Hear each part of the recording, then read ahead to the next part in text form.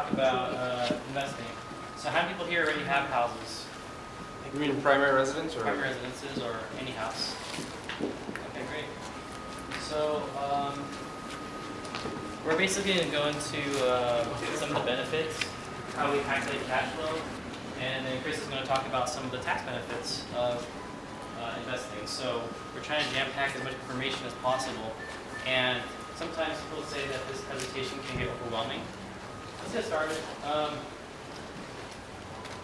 So purpose and objectives. We're going to talk about what is an investment, dealing with investments, how to create what's cash flow, some of the tax benefits, and then we're going to talk about leverage, how we can borrow money from Bank of America at a really, really cheap rate to basically help improve our cash flow. And we talk about retiring, exiting the rat race, etc. So basically, an investment is anything that could be tangible, real estate, stocks, gold. If anybody has gold, who here has any gold bars? Robert Kiyosaki is a fan of gold mines. Business ventures. You can invest in your kids. Who here has kids? Right? How's that return coming in for you? Not yet. Money losing Go game. hammer. So it's an investment Always in the lose future, money. future, right? In the future earnings. Anything that has a promise that's greater than the amount invested is how we define investment. So put a little bit in and you get a lot out. Nothing is guaranteed in life except death and taxes, which Chris will talk about in a second. This is what some tangible real estate looks like. So there's condos, single families, and commercial buildings. And this property right here, which is hard to see, is a 4-unit building. So that's the basis of this whole seminar. Okay, not many agents specialize or know about this. And I'll tell you why. The reason that is because our philosophy at RE/MAX is we're trying to cater to everybody. We want to help everybody have passive income investments. A lot of the big commercial brokers will only sit down with you if you have a net worth of like $200,000 or so. So our business model is to help as many people as we can achieve not just home ownership, but also have passive income investments. And I truly believe that. That's a condo that I own. It's a luxury condo. So it dropped to $300,000 and came back up to $450,000. But we're going to talk about why that's not necessarily a good thing.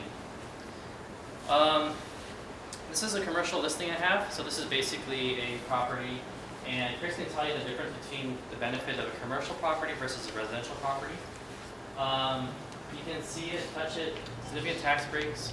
You can also fire the manager if not doing a good job or live in it, and it's easily financed. Okay, so we're talking about real estate in general. So here's some of the drawbacks. A lot of people don't like to visit. Okay, I have a lot of clients who said, well, I'm going to go out to invest in Texas because I can get 10 units for the price of one here. Well, I asked them, hey, are you going to go out there regularly and visit? Who's going to check on it? What if the tenant has issues? What if you have to deal with evictions? Things of that nature. Tenant turnover. Okay, a lot of times people buy single families, and the problem when they fix it up is that it costs them about 2 or 3 months of rent. Okay, you got basically to fix it up. If you can get that done in 30 days, you got to find a tenant. Tenant is not going to move in right away. You're going to lose a lot of rent.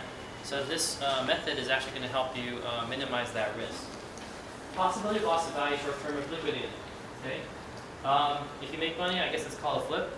But if you lose money, that's a short-term loss, and that's one of the drawbacks. So I'm going to cover what I call speculative investing versus long-term investing. So when you deal with investments, you can do it yourself. I mean, when I got my first rental property, I had to change toilets. I didn't have all the contacts that I do now. Literally now, I have so many contractors that could build a whole house. A couple houses, each with different specialties, plumbers, etc. You can hire someone, property manager, or you can rely on family. Who here likes to rely on their family? Nobody? Okay. For certain things. You do? Oh, good. Yeah. That's great. So, because a lot of clients come to me and say, hey, well, I have family living out there, in Nevada, and therefore I should buy there. And I said, well, did you talk to them about, whether or not they would be happy to do that for you, and whether they're experienced? So, anyway, here's a little bit about me, just so you know who I am. I went to UCLA, I got a job, bought a house, made 6 figures. I lost my job in 9/11, and I sold my house a year later for sell by owner. That's how I got into real estate. I lived in Foster City for a long time, and, for a year actually. And who here has read the book Rich Dad Poor Dad? Okay, good. Everybody else, write that down. Get that book, Rich Dad Poor Dad. Okay, teaches you the same concepts. So E quadrant. Okay, I was working 40 plus hours. Okay, I saw that. What's the name of that dealership on the 101 freeway? Anybody remember the dealership, the Mercedes? Yeah, by Oracle. Yeah. Bischoff, right? I see that every day. Why do I see it? Because I'm stuck in darn traffic, right? So I was working 40 plus hours a week. I was a high-tech engineer, making 234,000. I'll just round up, 250 grand. And so I was in the E quadrant. All right, that's where I have a job. That's where I'm working hard for my money. We call that active income, by the way. So it's where I actually have to work to get paid. I moved to the S quadrant when I got my real estate license. This quadrant basically says if I don't work, I don't get paid. So I got my license in 2002, sorry. And basically, I own a job, can't take any vacations. So who here can take a vacation? Okay, good. Congratulations. All right, expand to B quadrant. So what does B stand for? Those of you that read Rich Dad Poor Dad. Business. Business, okay, business owner. All right, that's the B quadrant. That's where you actually own a business that's actually going to generate income for yourself. So the brokerage, we hire agents, salespeople, and basically this is what Rich Dad calls the right side quadrant. It's where you have a system and you have people that are going to work for you. Okay. And the last quadrant, who here watches the show called Shark Tank? Okay. Everybody like that show? So what are they? What are these Shark Tank people? Anybody know? Investors. They're investors, okay? They put a little bit of their money. Somebody does the hard work for them. So they're in the I quadrant. All right?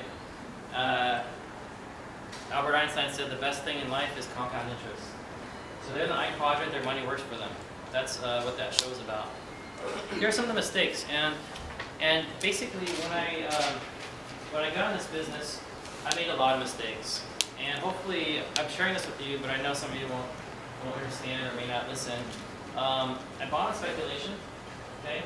Speculative investing, okay? When I was in college, I played stocks. To this day, I don't know if I actually made or lost money, okay?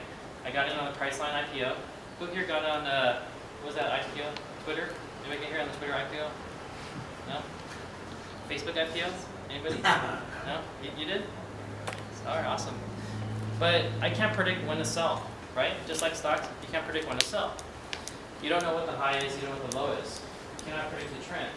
So basically, that means that I lost this house I purchased for $730,000 in 2007. I lost it in 2008. It was actually worth before I lost it at $750. So if I knew that I was at the high there, I of course would have sold it. Okay? But what did I do? I waited.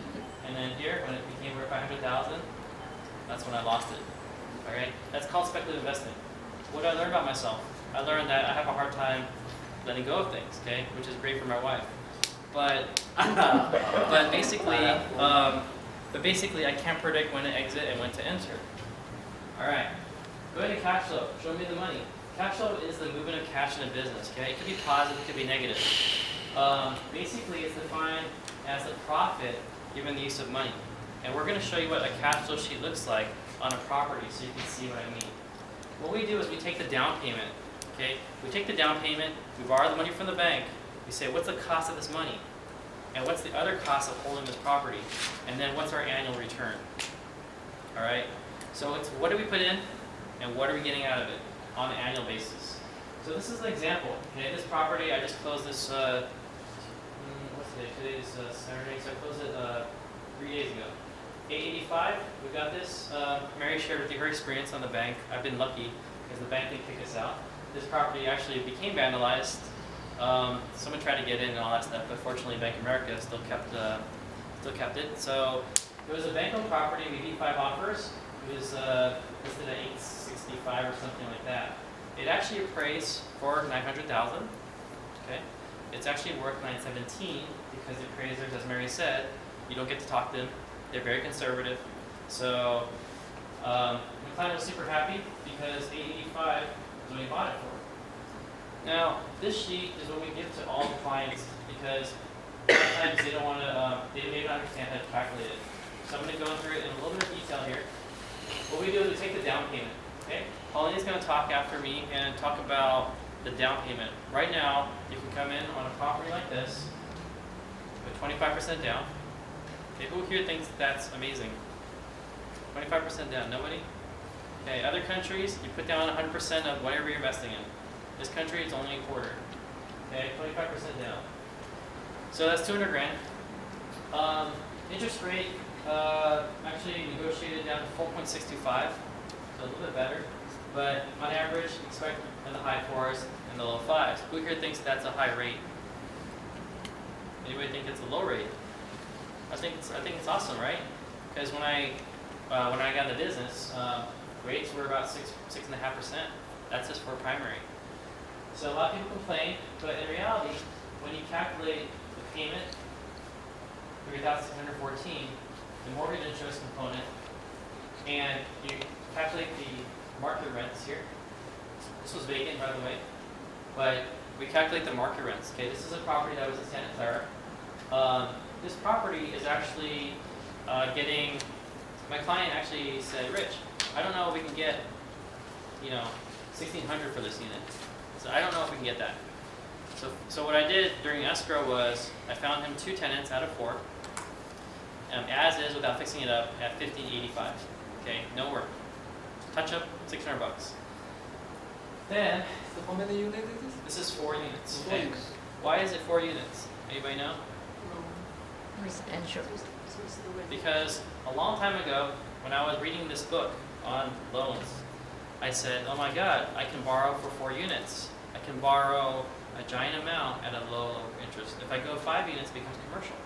The commercial, you can't get a nice 30-year fix. This is a nice 30-year fix. Okay. When does it get paid off? 30 years. 30 years. This property is going to be owned free and clear. So this is another argument. I told my client, look, in 30 years, if you buy in this area, your house is probably worth $800 to $1 million. Everybody agree with that? If you buy in Nevada for 100 grand, it's probably worth 100 to 300 grand, somewhere around there. Now, when we calculate the rental income here, we actually it's actually pretty easy because right now it's kind of a landlord market. That means a lot of renters there. So I have been able to actually secure 2 of the other units at, believe it or not, $1,695. Even though we didn't actually do the work yet, we just told him it's going to be really nice and pretty, and so therefore he's got $1,695, $1,695, $1,585, $1,585. Okay. Anybody know how much that is total, approximately? So it's roughly about this number. Okay, plus minus a couple $100. $6,550. That's $76,000 a year. $76,000 a year from one building. What happens if it burns down? You get to rebuild it. There's an insurance policy, okay? And part of the calculation here is insurance, okay? So, actually that's a typo, but insurance for a fourplex, Lana's an insurance agent. How much is that going to be? $2,000 a year, okay? Maybe $1,600 or so. But for your single family, you're already paying like almost $800 to $1,000, right? So this is just a little bit more. What happens if, she hates going to put her on a spot, but what happens if the property burns down and then the tenants have no place to go? You have to rent from another place. Uh-huh. But then don't you You get... get lots of rents. Okay, so the insurance company will actually pay you the $6,500 that you get for rental income. wait a minute, the insurance company will actually pay me this? While they lost rebuild income, the house. right? It's a While loss they're income. rebuilding the house, okay. So lots of rent coverage, okay? So that's pretty cool, right? Because it's an investment, and it's like an insured business. Now, calculating all these fees, okay, because this one had a HOA in it. Some of them do, some of them don't. $240. Management, maintenance, this is towards a budget of, whatever we want to do with it. Property taxes, adding all these up. And we basically take the mortgage interest, this is the amount per year, and we divide that by what he put in, which is $225,000. Do you see that? 225 divided by 23 grand is about 10%. Okay, pretty obvious, right? Now, why do we calculate only the interest when we calculate the cash flow? Who here knows? How can we only calculate the interest component of the mortgage? That's tax deductible. No, tax deductibility is actually an icing on the cake. We have not even talked about that. Should you count that as operating costs or expenses against your investment? No, close, but You mean that? the answer is that when we pay back the principal, we get that. So each time we're paying back principal, we're owning more of the building. So therefore, it wouldn't be fair to calculate that as a cost. Although you could calculate it, it's not that hard. But these are the same formulas. It's really simplified. These are the same formulas that those commercial guys do. So basically, my specialty is to help a lot of people understand this and invest in this because I really think, I don't know, Pauline, what do you think? I really think that this down payment is going to increase next year. They're going to probably increase because of the risk factor. Does that make sense? You're putting very little risk and buying it, and you're making this money, and who gets the equity if it goes up? You or the bank? You do, okay? So it's tremendous. You're actually making money, getting the equity, and getting the cash flow. All right, well, what about the hassle? That's what you have a property manager for. That's what you have a property manager for, so you can go about your work, not think about that, okay? So I deal a lot with, fixing properties, fixing toilets, all that stuff, but I don't do it myself now. I have so many contractors, it's unbelievable. I can get a toilet replaced for like less than $100, including the toilet itself. All right, this is basically my cash flow here. This is not to boast or anything, this is just to show you how I live, okay? Wherever you live is gonna be negative, okay? Who here has positive where you live? Anybody? Anybody have a positive expense? Okay, so where you live, because you enjoy it, supposedly, it's going to be negative, okay? I ran a room out, but basically I'm negative $800. The two numbers are here, one is representing principal, the other representing the expenses. This fourplex in Campbell, worth $950 now, purchased for $860, is making this much rent, okay?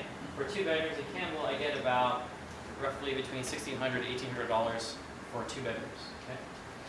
The rent control, one of the good benefits. This is actually going to pay for this loss, for the condo, $100 negative here. That's going to pay for that, that's going to pay for that. These two properties right here are basically positive. There is an HOA fee on one of them, and there's taxes. And it was purchased as a short sale, $372, and it's at $410.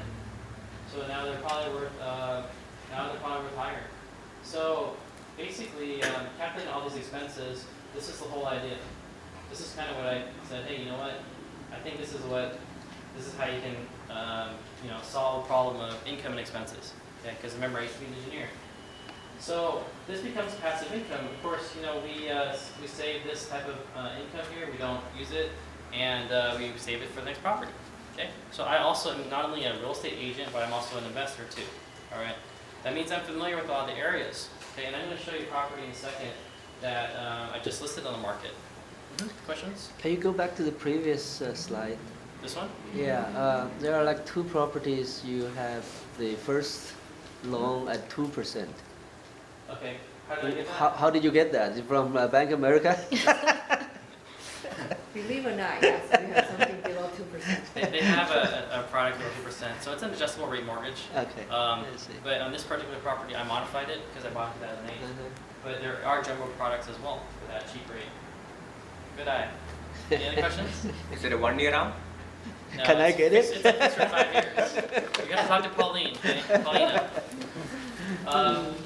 But believe it or not, the jumbo rates are really cheap, right? Yeah, 3%, Yeah, 3-1, you're looking at purchase 1.75. 1.75% for a 3-year with caps.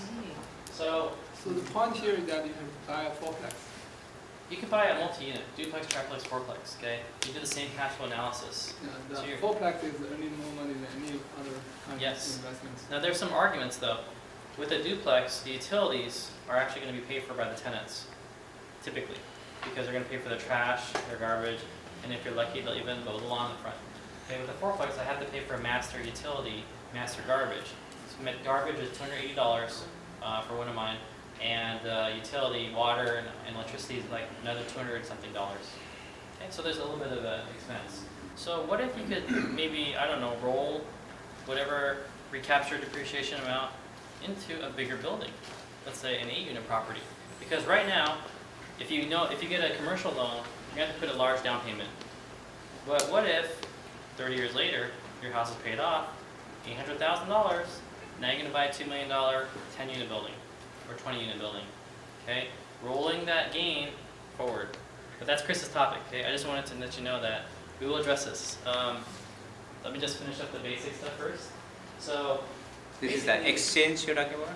Yeah, you talk yeah, about like we'll talk about that stuff. This is a really, you guys, when you're gonna walk out of here, you're gonna have like a degree. Last thing I'll talk about, other people's money, aka the banks. So L is leverage. There's a 4-unit limit per borrower, is that right? Or 10-unit or something like that? 4 unit? Yeah, 4 limit. So you can have a maximum of 4 finance properties, okay, with borrowing the bank's money. The cost of borrowing money is at a simple rate. That means you're paying it off, and it doesn't have a compounding effect. Now, there's a correlation between rates and housing prices. Higher the rates, less demand for homes. A lot of people have different opinions of this.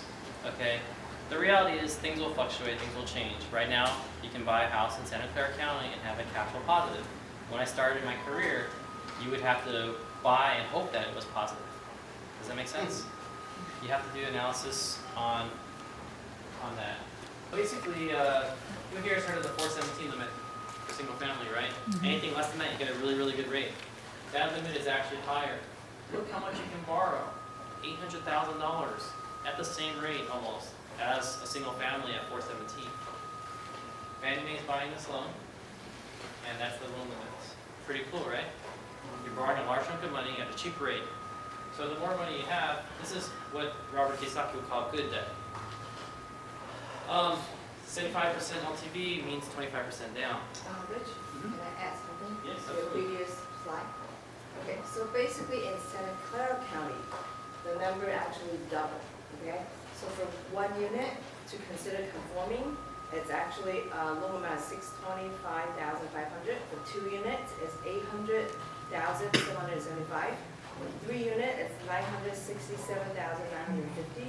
For 4 unit, it's $1,202,002. Thank you. So Wow, that's awesome. because we are in high cost location area, so that actually That's also considered 25% down? conforming, yes. Yeah. 25% down, right? Yeah, It's a good credit. right. And 150,000 at least. just kidding. So that's pretty cool. I mean, Paulina just gave you an extra double, pretty much. This is the sample rates, basically, with investments. Are between 4.6 and 5.3. Okay, still very, very, very inexpensive. Because you're getting a fixed rate, and you're going for the long term, right? 30-year fixed. You're going to help control your cash flow. Okay, even though you're tempted to, my recommendation is not to take an ARM product because you don't know where rates are going to be. So stick with the 30-year fixed because it's going to give you continuous cash flow. Another thing that you can do that Pauline can help you with is in home equity line of credit. So who here has equity in their houses? Who here doesn't know or thinks they might? Great. So one thing they can do is leverage your property here. Okay? Leverage your property, get a equity line up to 80%, 80%? and basically you now can leverage that equity line and use it to buy an investment property. So pretty cool. Basically, this is what Paulina needs, which is also on the same sheet that was handed out. Taxes, W-2s, pay stubs, bank statements. Avoid this following thing. Don't get a car, don't get a new credit, leases, co-signing for other people, etc., etc. Okay. These are some of the loopholes here. Basically, if you have, who here has experience owning properties for at least 2 years? Okay, awesome. So if you have that Schedule E, you can actually use the rent on the property to qualify. Okay, so you got a fourplex taking you, let's say $6,000 a month. Okay, but your income, let's say it's only 80 grand or something. No, no offense to anyone. I want to buy this fourplex, but I want to use that income. If I have that history, I can actually use that income to help me qualify. I get to use the market rent, even if it's vacant. I get to use the market rent. Okay, so that's another feature. We also have, if you actually make a lot of money and you're trying to buy this property, you don't need that rent. you can be a first-time investor can buy. A first-time investor can buy. Next year, I really strongly believe that people will be required to have experience to buy something like this. Okay, imagine you have no idea, you don't hire a property manager, you mess it up, you know, you lose the house, well, you lost 25%, but and the house forecloses. Okay, so think about how crazy that is. So first-time investors can actually buy, and duplex, triplex, and fourplex have higher borrowing amounts, as Paulina said. Here's the conclusion. Basically, the risk is with the lender. Borrow as much as you can. Make sure the property cash flows. When the property does cash flow, you're going to figure out when to exit. Okay? So for my property in Campbell, I'm making $4,000 positive a month. I can choose to exit at, let's say, if it's worth $1 million, 1.2 million, or I don't have to exit. Making money, right? Interest rates are pretty low. There's hardly any add-ons, and qualifying is actually pretty easy. That ratio is how much? 45%. That means pretty much your income plus that expense is almost half. Pretty easy. Textbook actually says 36%. Okay, but we're still in the easy phrase. Here's the exit. No 9-to-5 job, retire sooner. Okay, this is all about passive income. Who here has kids? Who here wants to train their kids to help deal with properties? Oh, good. I know I do. Okay? I think it's the biggest life lesson to deal with people, to deal with investments. It's like, you know, I don't know what the kid's gonna do, but hey, this is an investment, it's gonna make you money, treat it well. Okay, that's the biggest benefit that you can do, passing on to the kids as a legacy. Okay? Read that book, Rich Dad Poor Dad. It's gonna teach you these concepts and basically replace the income you currently make so you don't have to work as hard. Any questions? Yes. Okay. I remember the topic about those investment properties you personally own. I think most of them are complexes. Correct. Why is that? Why do you prefer complexes? Well, for me personally, I just like to have everything in one place and just say, hey, tenant 1, right, how are you doing? Tenant 2, do you need anything? Tenant 3, oh, wait, tenant 1 has a problem that's affecting you? I just like it in one place. Okay, instead of having different units, all around the places, I'd rather have one place. Plus, as Paulina said, our borrowing limits are a lot higher. Our borrowing limits are a lot higher. Okay, I want to leverage as much cheap money as I can, because after 30 years, who's going to own it free and clear? You. Me. Okay. So that's my personal philosophy. There are still good duplex, triplex, and fourplexes. There's still good ones. So if you're just starting out, I've had clients starting out and they want to buy a starter duplex just to get into the swing of things. No problem. I have clients where they're buying their first home and they're not married usually. They want to just get something, rent out the other side. Then when they get married, they're going to move out and keep this as a rental. So all types of different clients. So, besides the cost of a rental home, a standalone residence with front yard, backyard, and all that stuff, in your philosophy, is there any difference in the marketability or rentability of a standalone home versus an apartment? Let's say they're in similar school districts. I mean, what are your thoughts? Is it more money coming from a rental home than a rental apartment or condo? Well, the biggest I mean, I know thing they cost more. That's kind of like the big thing. Homes Yeah. just cost more.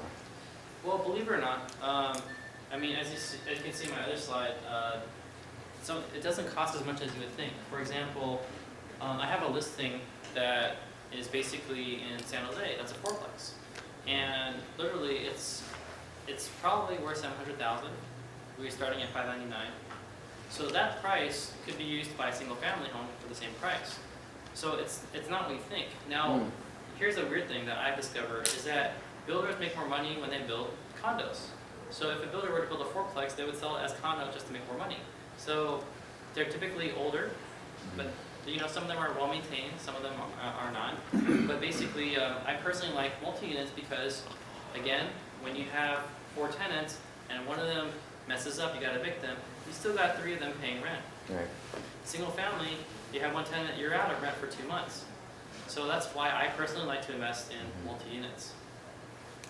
Yes? But please, if there are 4 tenants and if one tenant for some reason is not behaving properly, will that affect the whole atmosphere, or do you see issues like that? Absolutely. See victims. Yes. Well, I mean, we've had situations where, let's say they aren't a very clean tenant, and then they're we'll just say cockroach issues, and it just spreads and so forth, and we have to deal with that sometimes. But that's part of it. I mean, I have pest control on my units for $75 a month, okay? And so a guy, full gas mask, sprays the unit, tenants leave for 4 hours, and so the tenants that are cooperative and that agree to this, they're gonna help basically maintain it. But a lot of people think, hey, wait a minute, I'm gonna be stuck with a tenant that I don't like. Here's the reality, who's the owner? You are, you're the owner. So when we screen tenants, we give you a lot of choices and we say, okay, this guy, we got this gut feeling, this lady's already complaining about the kitchen, and are you gonna change those doors and this and that? We really take people with good expectations. We don't wanna take someone that's gonna be causing trouble. Does that make sense?